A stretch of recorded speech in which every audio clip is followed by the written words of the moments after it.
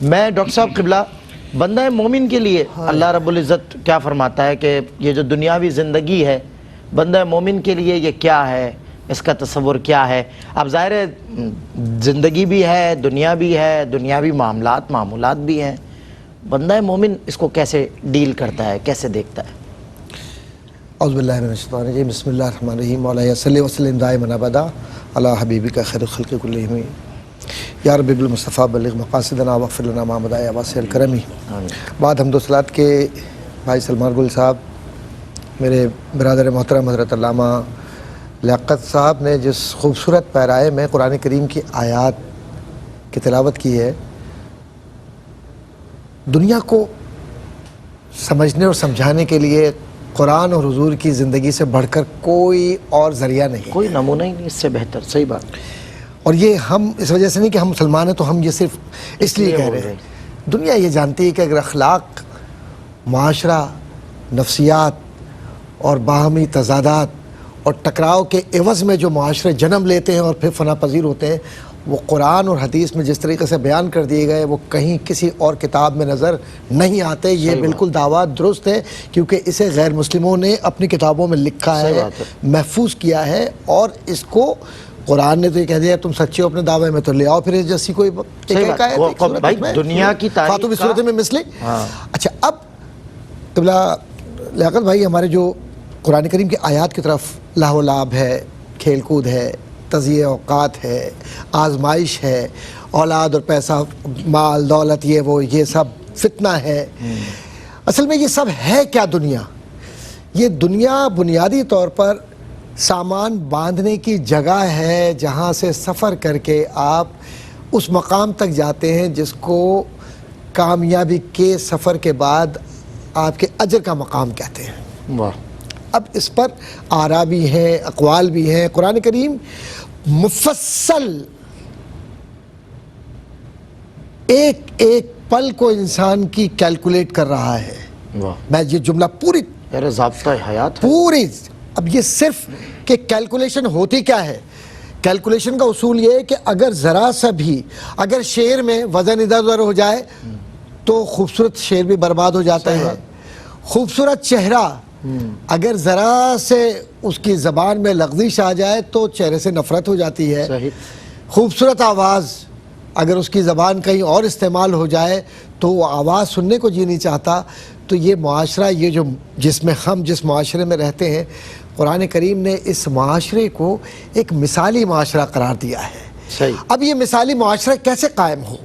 مثالی معاشرہ اخلاق سے قائم ہوتا ہے، رویے سے قائم ہوتا ہے، تزکیہ نفس سے قائم ہوتا ہے، باہمی تعلق سے قائم ہوتا ہے، اور عزت کی بنیاد پر انسانیت کی تکریم کے لیے جو قرآن کریم نے کہا ہے کہ حسن تقویم کا مطلب کیا ہے، اس کی سرشت میں کیا ہے، فطرت و سرشت کا جو بنیادی مبدأ ہے وہ کیا ہے؟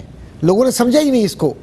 یہ جو ہم ایک تعلق لے کر آ رہے ہیں الست بربکم، یہ خالی اس لیے نہیں ہے کہ ہم نے قرآن کریم میں پڑھ لیا اور زمین پر آ گئے اور اس کے بعد اپنے آپ کو لپیٹا اور کفن میں دفنا دیا اور یا پھینکوا دیا اور اس کے بعد چلے گئے۔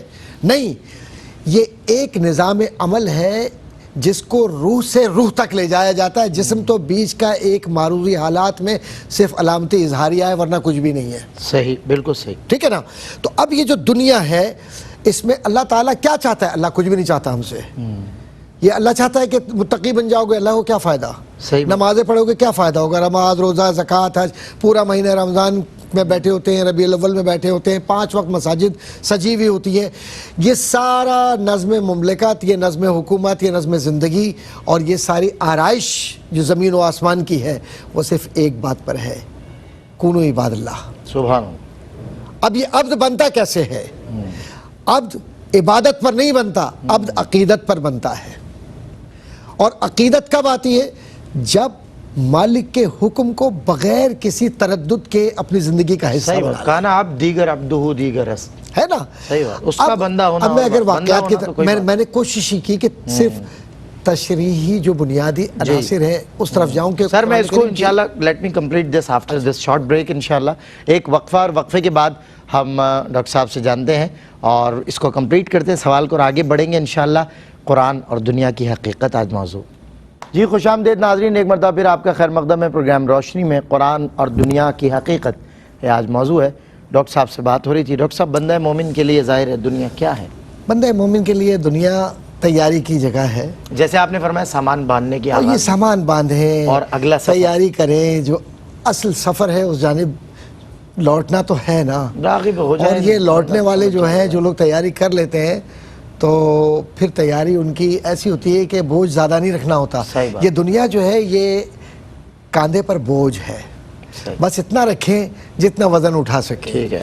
اور یہ وزن کب کم ہوگا؟ ظاہر ہے زیادہ سفر کم ہو تو انسان وہ بوجھ لیکن اب گناہوں کا اتنا ہو، جو عقل مند آدمی چلے گا کیسے؟ حضرت میں عرض کر رہا ہوں نا کہ جو لوگ باہر سفر کرنے جاتے ہیں عقل مند لوگ، جی جی۔ وہ کہتے ہیں بیک پیک سے لے کر اور جو ہینڈ کیری ہے وہ بس ہلکا رکھو یار، باقی سب کچھ مل جاتا ہے۔ صحیح تو بات۔ جب یہ معلوم ہے وہاں ملنا ہے صحیح بات۔ تو پھر یہاں کیا ڈھونڈنا؟ بالکل صحیح بات۔ سر میں بھائی آپ کی بات سے یاد آیا کہ ظاہر ہے سمجھدار آدمی، میں اکثر کہتا ہوں نا کہ جو فریکوینٹ ٹریولرز ہوتے ہیں وہ جہاز میں ہمیشہ آئل سیٹ کا انتخاب کرتے ہیں دقت سے بچنے کے لیے۔ بالکل۔ اور میں جب بھی سفر کرتا ہوں اگر وہ سفر 2-3-4 روز کا بھی ہے تو بھی ڈومیسٹک اگر کوئی فلائٹ لیتا ہوں، آپ یقین کریں ایک لیپ ٹاپ ٹائپ بیگ ہے میرا، چھوٹا سا ہاتھ میں، بہت اچھا۔ اس کا کوئی وزن نہیں ہے۔ کہتے ہیں نا زیادہ سفر جتنا کم ہوگا سفر اتنا آسان ہوگا، اصل میں اور یہ یہی گناہوں اس کا میں پورٹلا جتنا بھاری ہوگا۔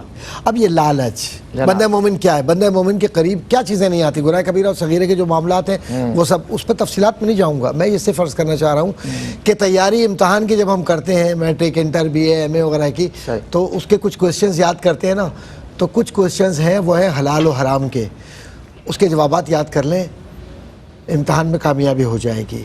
کچھ معاملات ایسے ہیں کہ قبر کی تیاری، تو قبر کی تیاری کوئی خوفزدہ کرنے کے لیے نہیں ہے۔ صحیح بات۔ قرآن نے خوفزدہ نہیں کیا، قرآن نے کہا دنیا میں رہو، اس کی نعمتیں سب ہیں۔ زینت آرائش، اور ٹھیک یہ ہے قرآن کا جو حکم ہے، قرآن نے بیزار نہیں کیا، جی قرآن نے بیزار نہیں کیا، قرآن نے راغب کیا ہے۔ صحیح بات۔ لیکن رغبت اس لیے نہیں ہے کہ تم اس میں اتنے گم ہو جاؤ صحیح کہ اذانیں ہوں اور بیٹھ کے تم تاش کھیل رہے ہو، صحیح بات، اور اللہ کی طرف بلایا جا رہا ہو، صحیح۔ اور تم دنیا کے اندر اتنے زیادہ مصروف عمل ہو کہ تمہیں یہ نہیں پتا کہ اللہ کیا کہہ رہا ہے، رسول کیا کہہ رہا ہے، اور تم اپنے معاملات چلا رہے ہو۔ تو صحیح، اس سے بچنے کے لیے احکام۔ بالکل صحیح، بہت خوب۔